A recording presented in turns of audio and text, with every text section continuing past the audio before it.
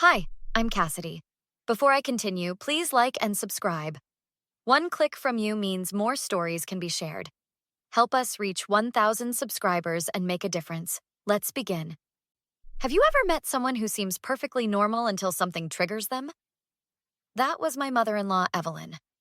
For 8 years, I'd maintained a cordial relationship with her, even though she'd always made little comments about how I wasn't good enough for her precious son, Mark. "Are you coming to my mom's birthday dinner next weekend?" Mark asked as he helped our 6-year-old daughter Lily with her homework. "Do I have to?" "You know how your mother gets after a few glasses of wine?" I said, loading dishes into the dishwasher. "Come on, Cass. She's making an effort. My dad says she's been talking about having everyone together." "Fine," I nodded. "But promise you won't leave me alone with her this time." "Promise. Right, Lilybug? We won't abandon Mommy to Grandma's fashion critiques." He tickled our daughter, who giggled uncontrollably. "Grandma said my hair would look prettier if it was straight like Mommy's," Lily said innocently. "But I told her I like my curls because they look like Daddy's." I exchanged a look with Mark. Another subtle dig from Evelyn, implying our biracial daughter should look more like me, the white daughter-in-law, than her half-black son. Mark's jaw tightened slightly, but he said nothing. "Your curls are perfect," I said, kissing the top of her head. "Never let anyone tell you different." The next morning, my phone rang while I was getting ready for work. It was Mark's sister, Zoe. "Cassidy, it's Grandpa George. He passed away last night." "Oh no, Zoe, I'm so sorry," I said. "How's your mom taking it?" "Not well. Can you guys come over? Dad's trying to handle her, but you know how she gets." "We'll be right there," I promised. When we arrived at Mark's parents' house, Evelyn sat rigidly on the sofa, her eyes red-rimmed but her posture perfect. "Mark!" She reached for her son, ignoring me completely. "My father is gone." "I know, Mom, I'm so sorry." Mark embraced her while I stood awkwardly with Lily. Mark's father, Robert, emerged from the kitchen with coffee. "Cassidy, thanks for coming. Lily, come give Grandpa a hug." Lily ran to him while Evelyn watched with narrowed eyes. "Why did you bring the child? This is hardly appropriate." "Mom," Mark warned. "Lily loved Grandpa George too." "She barely knew him," Evelyn snapped. "Children shouldn't be exposed to death." "Actually," I couldn't help interjecting, "child psychologists say it's healthy for children to understand loss in age-appropriate ways." Evelyn's gaze turned icy. "Oh, are you an expert on parenting now? Remind me where your psychology degree is from?" The morning of the funeral, Zoe called again. "Cassidy, I need your help. Mom's having a meltdown about the flowers. Can you come early?" When we arrived at the funeral home, I found Evelyn berating a young florist. "I specifically ordered white lilies. These are ivory. Do you understand the difference?" "Everything okay?" I interrupted, feeling sorry for the poor florist whose eyes were welling with tears. "Oh, perfect timing." Evelyn spun around. "Come to offer your expert opinion on flowers now?" "Just trying to help," I said calmly. "The arrangements look beautiful." "What would you know about beauty? Look at what you've dressed my granddaughter in." I glanced down at Lily, who wore a simple black dress with a small pearl necklace that had belonged to my grandmother. "It's a funeral, not a fashion show," I replied. "Why don't we focus on honoring Grandpa George today?" The funeral service was lovely, despite Evelyn's constant sniffling and theatrical sighs. Afterward, at the graveside, family gathered to say final goodbyes. Lily stood between Mark and me, her small hand in mine.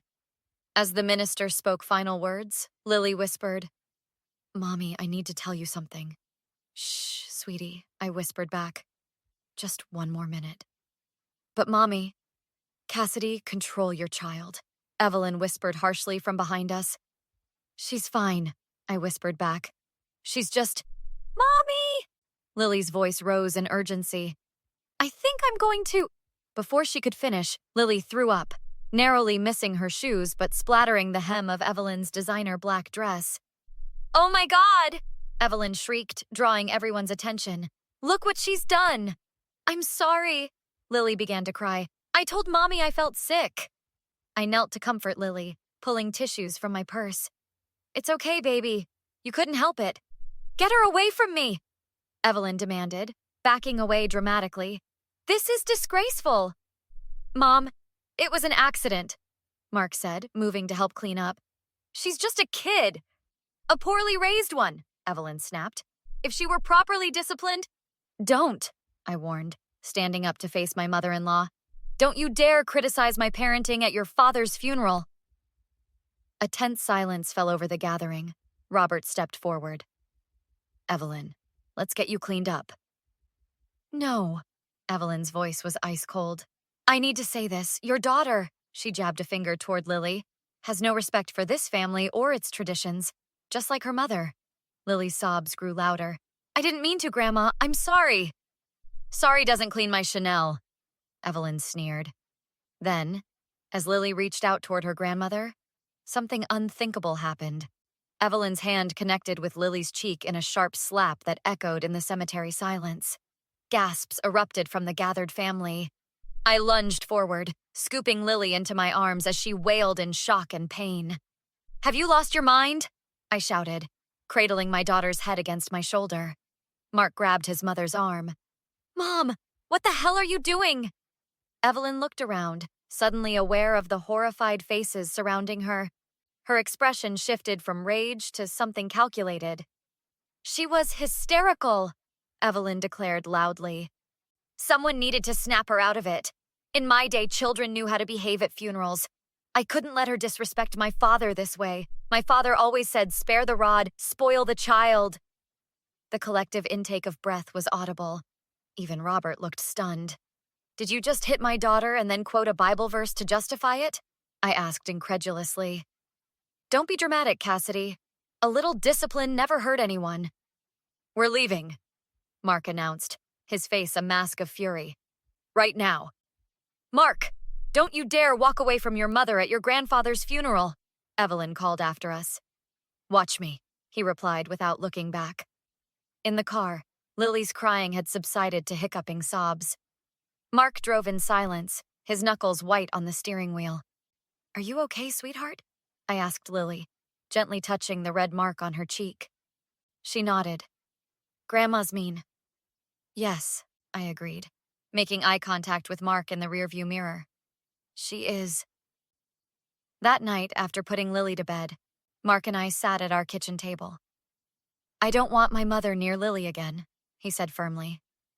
"Agreed," I nodded. "But knowing your mother, she'll try to sweep this under the rug like it never happened." The next morning, my phone rang. It was Evelyn. "Cassidy, I'd like to speak with Mark."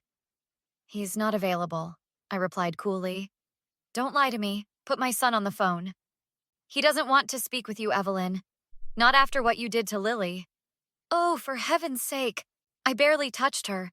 You've turned my son against me with your constant victimhood." I took a deep breath. "Evelyn, you struck a 6-year-old child at a funeral because she got sick. Then you tried to justify it. That's not normal behavior." "How dare you judge me? I was grieving my father." "Grief doesn't give you the right to hit children, especially not my child." "Let me be perfectly clear." Evelyn's voice dropped to a menacing tone.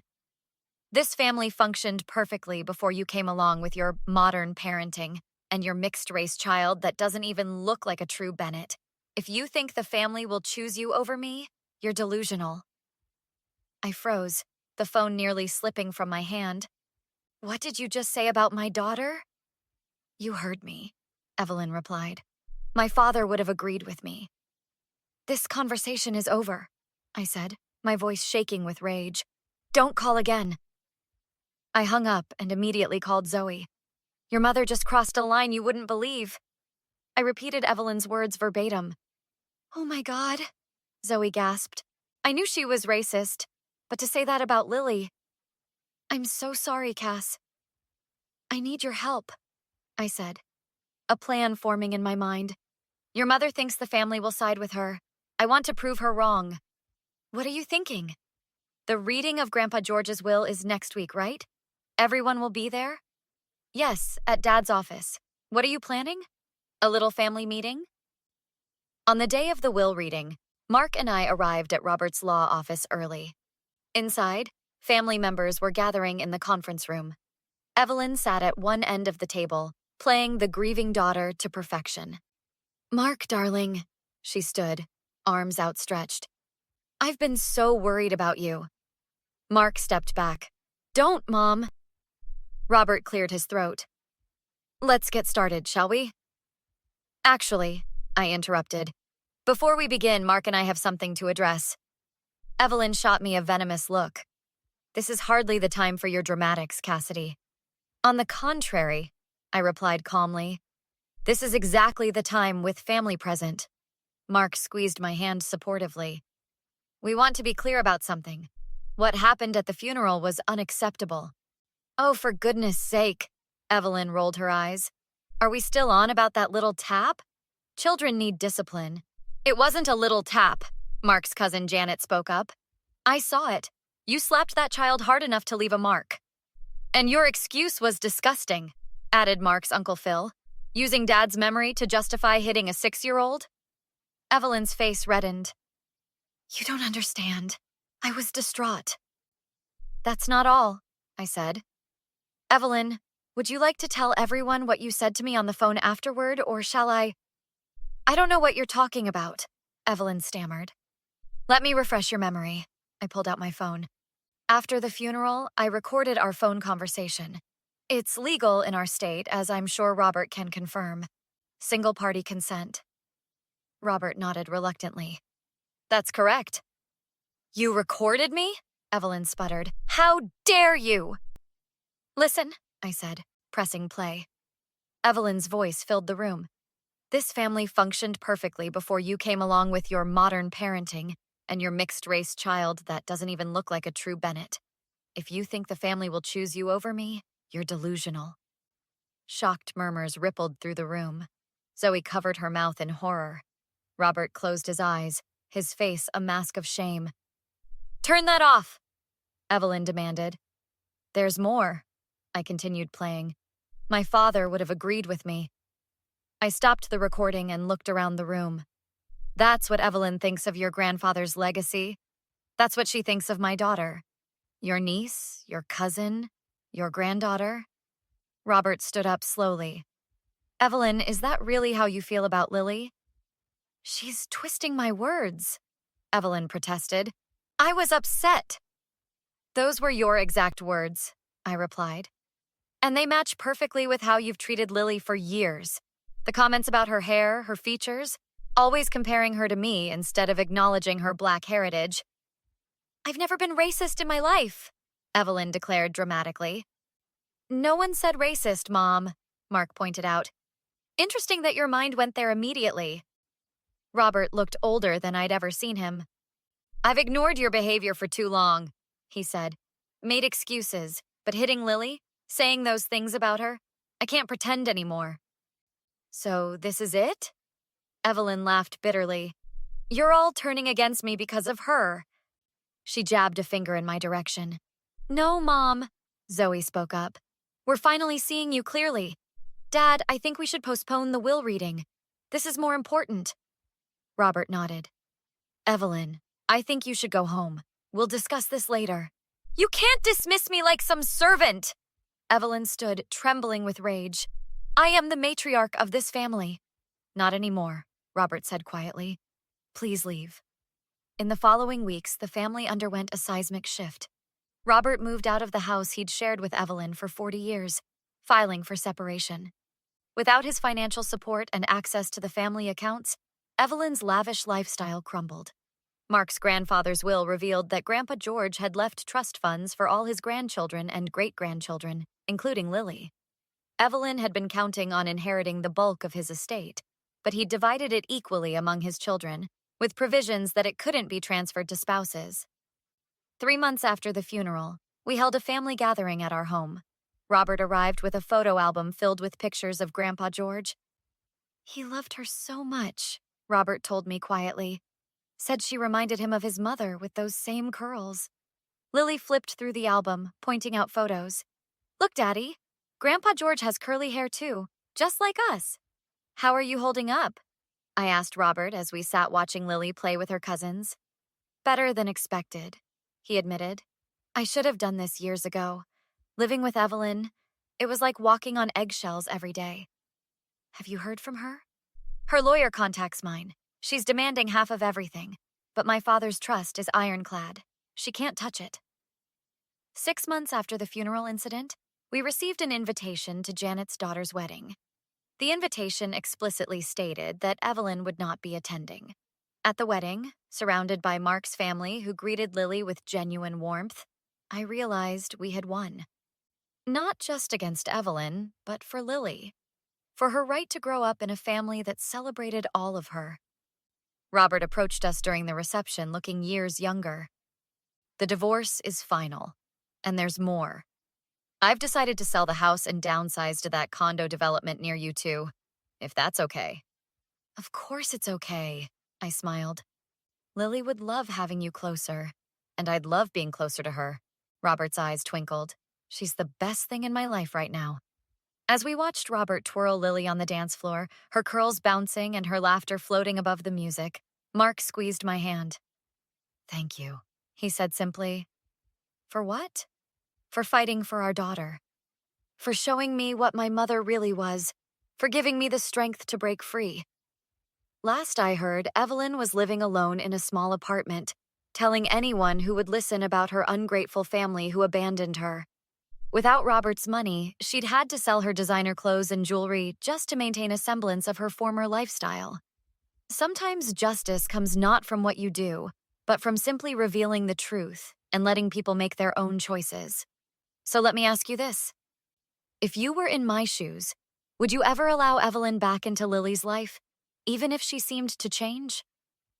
What would it take for you to trust someone who had hurt your child both physically and emotionally?